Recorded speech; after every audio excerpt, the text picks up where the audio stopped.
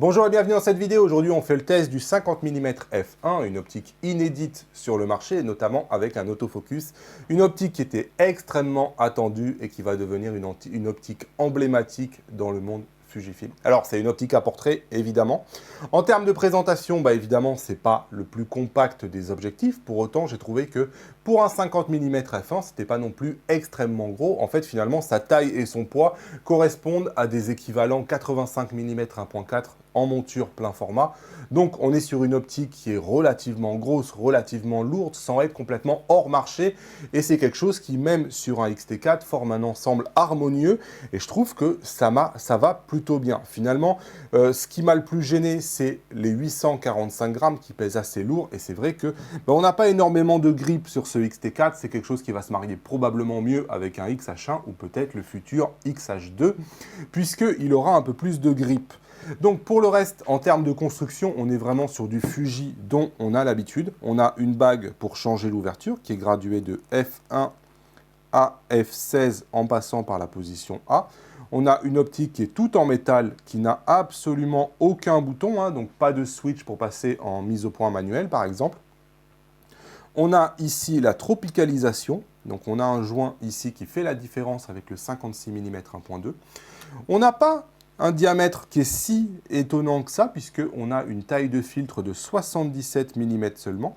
Donc on a le WR qui annonce la tropicalisation, et on est sur du 50 mm f1 traité en super EBC, dont on a vraiment l'habitude chez Fuji. Je vous le mets maintenant face au 56 mm 1.2, qui sont vraiment deux optiques qui vont être, je pense, beaucoup comparées.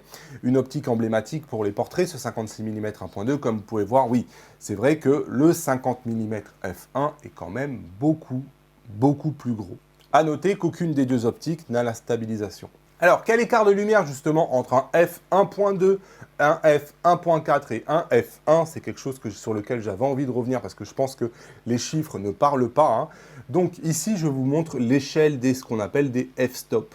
Donc, comme vous pouvez voir, entre un f1 et un f1.4, vous avez un stop en entier de différence. C'est-à-dire que vous allez avoir autant de différence entre un f2 et un f1.4 qu'entre un f1.4 et un f1. Donc, un stop de différence, c'est quelque chose qui est relativement significatif. Avant, lorsque vous regardiez la différence entre un f1.2 et un f1.4, par exemple, je vous l'ai fait avec le test du Viltrox 1.4 contre le 56 mm 1.2 il n'y a pas longtemps, on n'a qu'un tiers de stop entre les deux. Mais on a 2/3 de stop entre un f1 et un f1.2. Donc, tout ça pour dire que l'écart en termes de luminosité est relativement important, toute proportion gardée, un stop par rapport à un 1.4 et 2/3 de stop par rapport à un 1.2. Quand Fuji a annoncé qu'il se lançait dans le 50 mm f1, j'ai eu très peur. Nikon venait de lancer un 58 mm 0,95, 58 mm qui est aujourd'hui qui n'a pas d'autofocus et qui vaut 9000 €. On est en plein format, ok, mais j'avais vraiment peur que Fuji se lance sur cette voie-là et aboutisse avec une optique qui allait être proposée à 4000 €, qui aurait un autofocus qui serait absolument nul. Je me rappelle de la première démonstration qu'ils ont fait en public de cet objectif-là, l'autofocus marchait vraiment très mal. Donc c'est quelque chose, en tout cas, quand j'ai commencé, qui me faisait peur. Finalement, j'ai été plutôt surpris de voir que Fuji l'annonce à 1599 € pour 845 grammes seulement. Parce que pour du F1, franchement, c'est plutôt une belle prestation de la part de chez Fuji.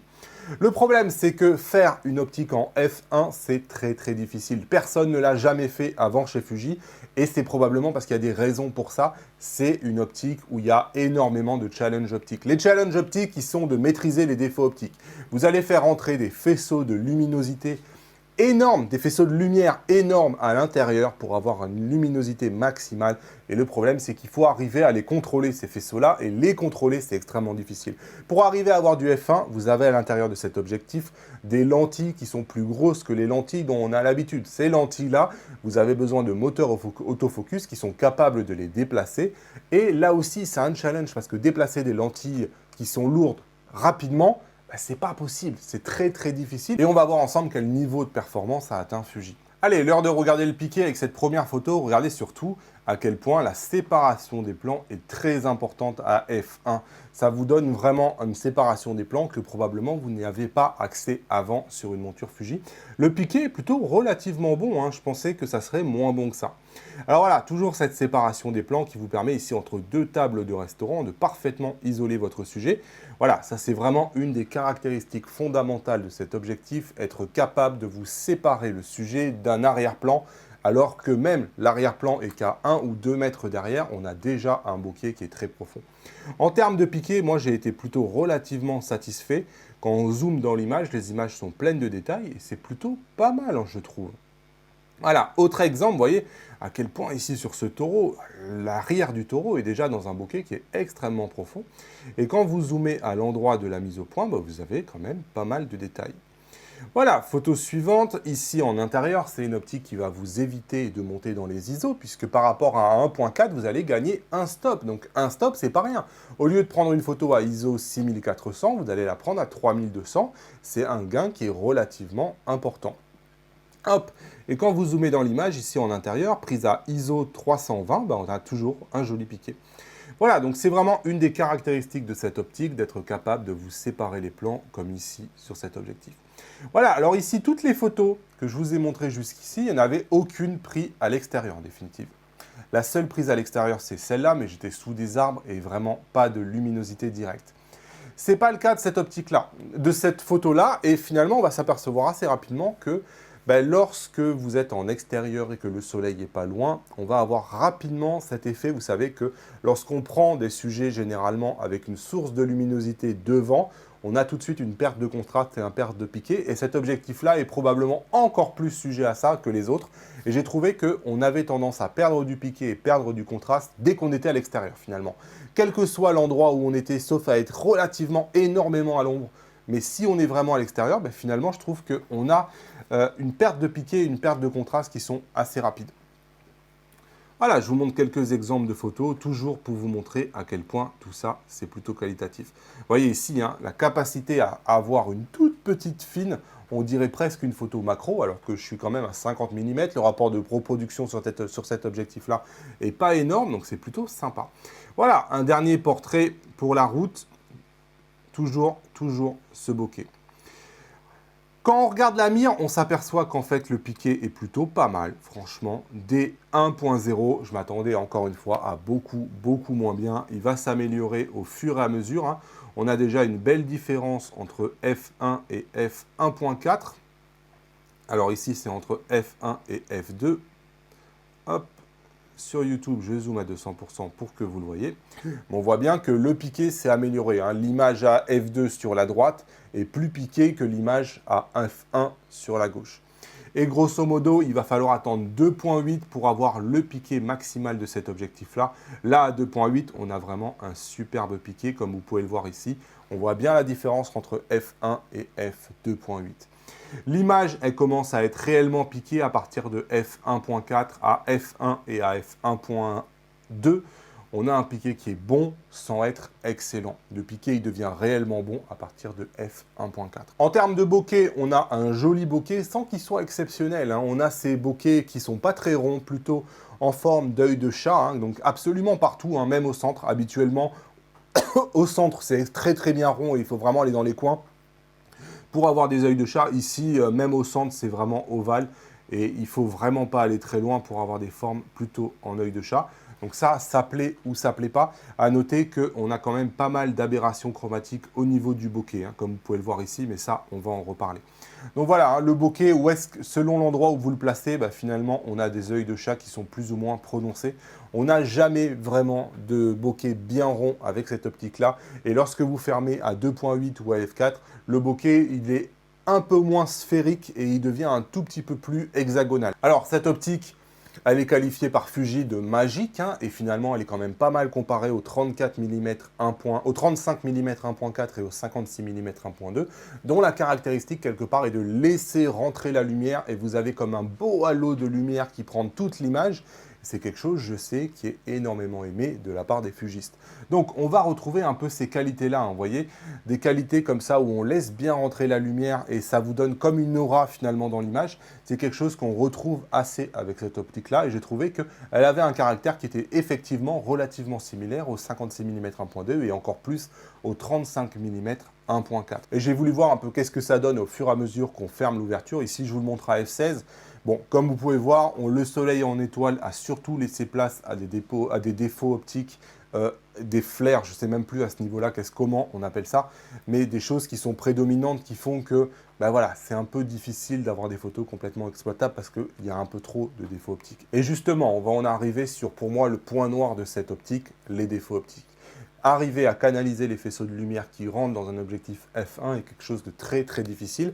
Et moi, j'aime bien, lorsque j'ai une optique, l'utiliser dans les conditions dans lesquelles les photographes vont l'utiliser. Et probablement que lorsqu'on a envie de faire des portraits, je ne sais pas vous, mais moi je les fais généralement plutôt à ce qu'on appelle la golden hour. Je les fais quand le soleil, on a un éclairage soit de face, soit de derrière. Bref, des choses qui donnent des belles lumières bien dorées. Le problème, c'est que j'ai fait 3 shootings à la golden hour avec cet objectif-là, et les 3 shootings ont à peu près la même caractéristique en définitive, c'est que c'est plein d'aberrations chromatiques à un niveau que j'ai jamais vu de ma vie. Et ici, on va zoomer, mais on va avoir l'impression que j'ai préparé une miniature pour YouTube. Ça me fait un peu mal au cœur de vous montrer ça, mais voilà. Ça, c'est l'image que j'ai, par exemple, à cette situation-là. Comme vous pouvez voir sur la photo, ici, le soleil n'est pas du tout dans le cadre, hein. Donc le soleil, il était bien plus sur le côté, il n'est pas dans le cadre, quoi. Donc j'étais quand même assez étonné de voir ça. Comme vous pouvez voir, on a une perte de piqué qui est immense. Et la perte de piqué, elle est vraiment due à des phénomènes lumineux, hein. C'est-à-dire que lorsque je suis dans mon garage, il est super le piqué. Le problème, c'est lorsque je suis en extérieur, waouh, le piqué, il est très très abîmé. Le contraste est très très abîmé. Et que dire de ces aberrations chromatiques? J'ai pas de mots assez forts finalement pour les décrire. Elles sont absolument partout, d'une taille que j'ai jamais vue de ma vie. Je ne l'ai strictement jamais vu de ma vie, ça. Donc, et malheureusement, c'est pas que sur une photo, hein. Quand je vous prenais toute la série de photos, elles sont toutes comme ça. Donc voilà, un peu choqué quelque part par ces aberrations chromatiques-là. Vous voyez ici sur cette autre photo, on pourrait avoir l'impression que c'est moins important, mais finalement, dès qu'on regarde un peu dans les cheveux, on a des cheveux magenta, on a des cheveux verts, on a des formes, vous voyez ici, l'oreille, tout ça, on a comme un liseré vert un peu partout. Bon, là c'est pareil, hein, regardez, c'est l'arc-en-ciel autour de son épaule. C'est quelque chose dont on est quand même assez peu habitué chez Fuji et qui est plutôt digne aujourd'hui d'un Viltrox et que je vais reprocher à un Viltrox 23 mm ou 33 mm et que je ne m'attendais pas à retrouver ici dans une optique Fuji, même une optique f1. Je vous l'ai montré à f16, les défauts lumineux sont encore plus importants, on a énormément de flair, le soleil en étoile, franchement, on oublie.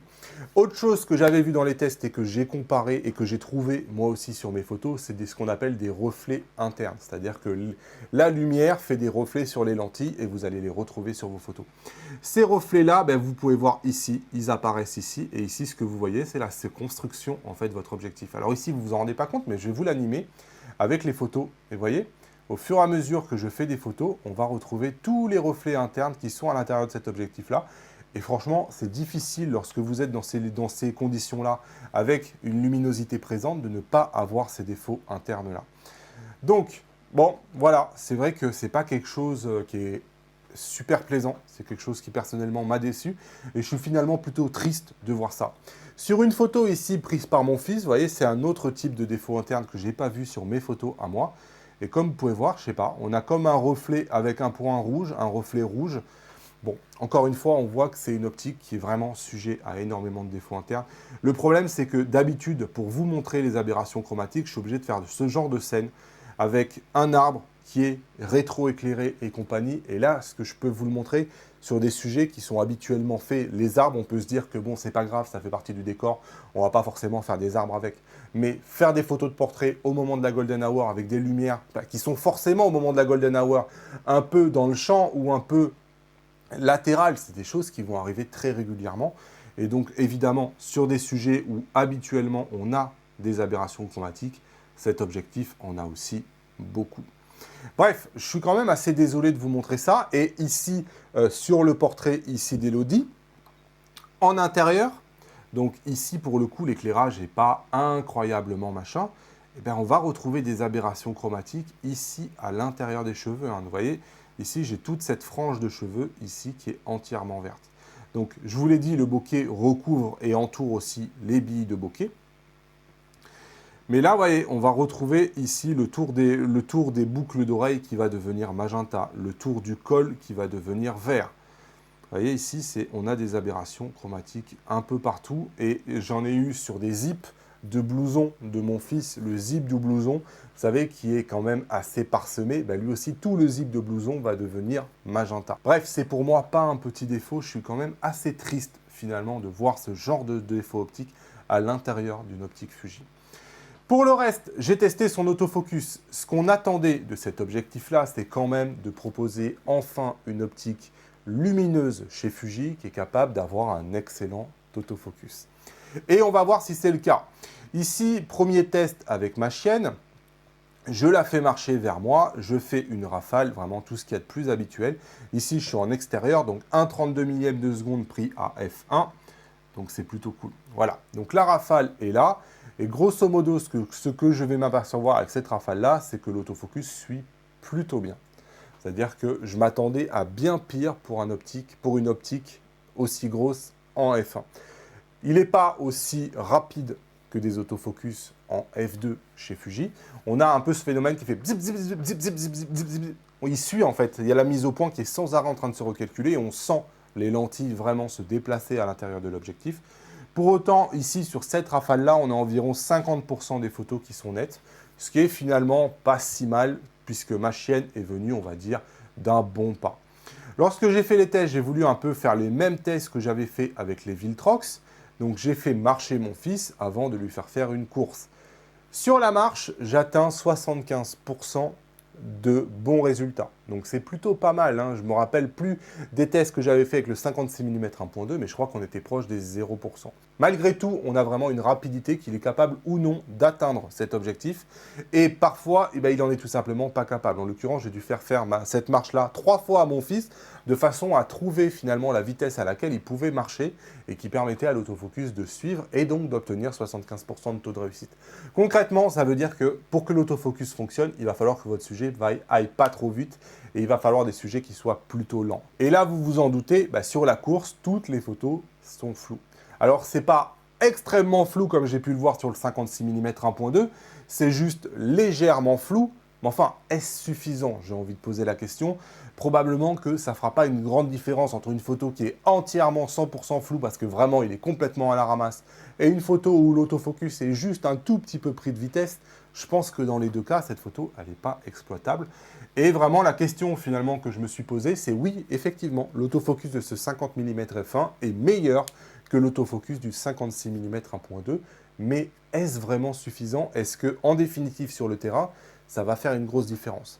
Ce qui peut faire la différence, et ce que j'ai noté, c'est que la détection des yeux marche beaucoup mieux avec ce 50 mm f1 qu'avec le 56 mm 1.2. Il détecte les yeux plus rapidement, il fait la mise au point plus précisément et le cadre sur l'œil suit beaucoup mieux. Je ne sais pas pourquoi entre deux objectifs comme ça varie énormément, mais c'est quelque chose aussi que j'avais constaté lorsque j'avais testé le Viltrox. Ça marchait très bien avec le Viltrox et pas très bien avec ce 56 mm 1.2. Et là, c'est pareil. La détection de l'œil est meilleure sur ce 50 mm f1. Et justement, vous devez peut-être vous demander quel écart avec un 56 mm 1.2. Je vous ai fait quelques images comparatives. Ce qu'on va voir sur ces images-là, ici à f1 contre f1.2 à droite, le 56 mm 1.2 est à droite, c'est qu'effectivement, le piqué du f1 est un tout petit peu meilleur, je pense, que le piqué du 56 mm, mais c'est quand même extrêmement léger. En termes de bokeh, effectivement, on a 2/3 de stop supplémentaires de profondeur de champ. Donc c'est vrai qu'on a un bokeh qui est un tout petit peu plus doux, encore plus diffus que le 56 mm 1.2. Donc vraiment, il n'y a pas grand-chose à lui reprocher à ce niveau-là. On voit bien la différence, je trouve, lorsqu'on zoome à 100%. On voit bien tout de suite, on arrive à identifier lequel est le f1, lequel est le 1.2. Pour autant, lorsque je dézoome, j'ai souvent du mal.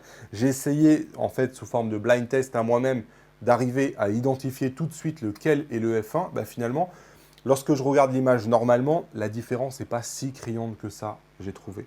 Donc, je vous montre quelques cadrages justement pour que vous ayez conscience de ça. f1 à gauche, f1.2 à droite. Donc ici, je vous montre ce que ça donne en termes de piqué avec les deux têtes. Pour moi, c'est relativement similaire, hein. Franchement, ça ne fait pas une très grande différence. Je vous montre en termes de bokeh ce que ça peut donner. C'est vrai que le bokeh du f1 est un tout petit peu plus doux, en effet. Je vous montre sur un cadrage un peu plus serré. Donc ici, en termes de piqué, ben on va voir surtout qu'on a une petite différence de piqué, toujours à l'avantage du f1, qui est un tout petit peu meilleur, mais est-ce vraiment significatif? Je vous laisse juger. En termes de bokeh, ben on a toujours un bokeh un tout petit peu crémeux sur le f1 par rapport au f1.2, mais là aussi, je vous laisse juger, est-ce que c'est significatif? Voilà, sur un sujet un peu plus lointain, je vous laisse juger la différence de bokeh entre le 56 1.2 qui est à gauche et le f1 qui est à droite. J'ai pu passer les deux objectifs sur la même mire pour regarder un peu, on ne va pas les regarder énormément. Pour moi, le f1 est toujours un cran supérieur par rapport au 1.2, sans que ça soit vraiment une différence abyssale entre les deux. Le 1.2 est parfois critiqué comme étant un peu trop soft, un peu trop doux en termes de piqué à 1.2. Le f1 n'est pas non plus extrêmement piqué, hein. On est sur des images qui sont plus proches d'un piqué doux que d'un piqué très bien piqué. Voilà, je vous montre quelques autres comparatifs que j'ai pu faire, juste pour que vous puissiez avoir une idée de la différence de bokeh, de la différence de rendu. Moi, j'ai trouvé que c'était globalement quand même assez proche, hein. Vous voyez, je vous montre juste celle-là. On a toujours le f1 qu'on reconnaît car il a une forme, ce qu'on appelle en œil de chat, un peu plus prononcée. Regardez l'aberration chromatique verte bokeh qu'on n'a pas forcément sur le 1.2. Et je vous remonte cette photo qu'on a vue tout à l'heure pour juger le piqué et le bokeh. Chose que je voulais voir, c'est finalement le niveau de la différence en termes d'aberration chromatique. Donc ici prise, je pense, hein, à un moment et avec une type de scène qu'on va avoir, on peut voir que, regardez ici l'aberration chromatique, on a des cheveux verts à cet endroit-là sur le f1. Donc on peut voir, hein, on a pas mal de mèches de cheveux ici qui sont devenues vertes, alors que c'était relativement clean sur le 1.2 qui est juste à côté, hein. Donc, on n'a pas autant d'aberrations sur le 56 mm 1.2 que ce qu'on a sur le 50 mm f1. Et ce 50 mm f1, c'est un équivalent 75 mm 1.5 en plein format. Je vous ai dit au début que cet objectif-là, il avait la taille d'un gros 85 mm 1.4 en plein format. Et donc, ça m'amène quelque part à parler du plein format, évidemment, puisque quelque part, je trouve que l'APS-C est jamais aussi mauvais que lorsqu'il essaye d'imiter le plein format. Si je suis sur APS-C, c'est parce que je n'ai pas envie d'avoir des optiques plein format. Ce que j'aime justement, c'est ce format compact du 56 mm 1.2. Peut-être que d'autres ne partageront pas mon avis, mais personnellement, je trouve que voilà, si j'avais envie d'avoir du plein format, probablement que je regarderais aujourd'hui ce qui se fait en plein format.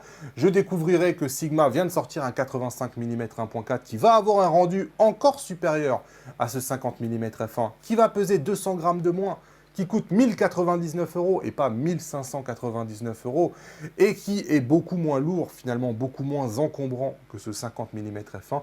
Et quand le full frame devient moins cher, moins lourd et plus qualitatif, puisque ce Sigma, il va avoir aucune aberration chromatique, il va avoir un autofocus qui est absolument impossible à prendre en défaut.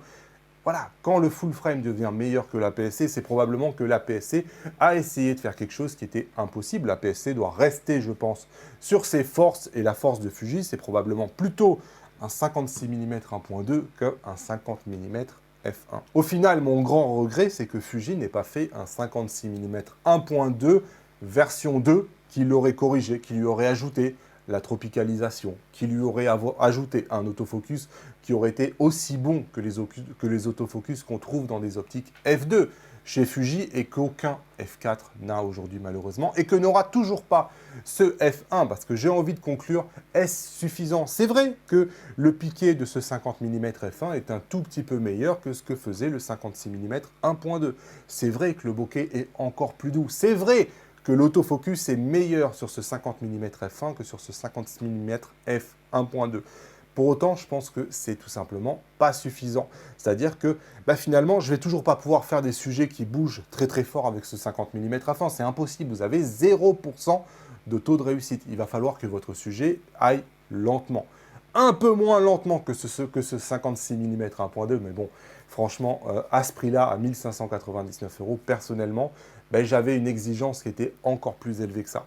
Pour moi, c'est une optique de niche qui est vraiment de niche. C'est une optique qui est probablement pas faite pour tout le monde. C'est une optique qui n'est pas faite probablement pour être à l'extérieur parce que à l'extérieur, vous allez avoir énormément de défauts optiques parce qu'elle a beaucoup de mal à contrôler tous ces défauts liés aux rayons lumineux. J'ai vu d'autres testeurs qui l'appellent l'optique vampire, c'est-à-dire l'optique qui ne peut sortir que la nuit.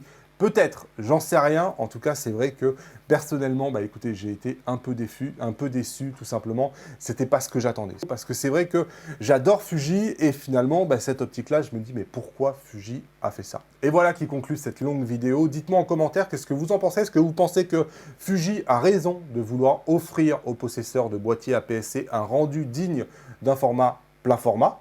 Est-ce que vous pensez que ça vaut le coup et que Fuji doit continuer à développer par exemple une gamme d'optiques f1, je ne sais pas ce qu'ils ont prévu peut-être, ou est-ce que vous pensez que Fuji devrait se concentrer à rénover sa gamme d'optiques 1.2 ou f2, à compléter ses zooms, pourquoi pas, plutôt que d'essayer de faire des optiques qui ressemblent à du plein format. Dites-moi tout ça en commentaire, j'ai hâte de vous lire. N'oubliez pas de vous abonner à la chaîne en cliquant sur le bouton s'abonner, et moi je vous dis à bientôt dans une nouvelle vidéo. Salut!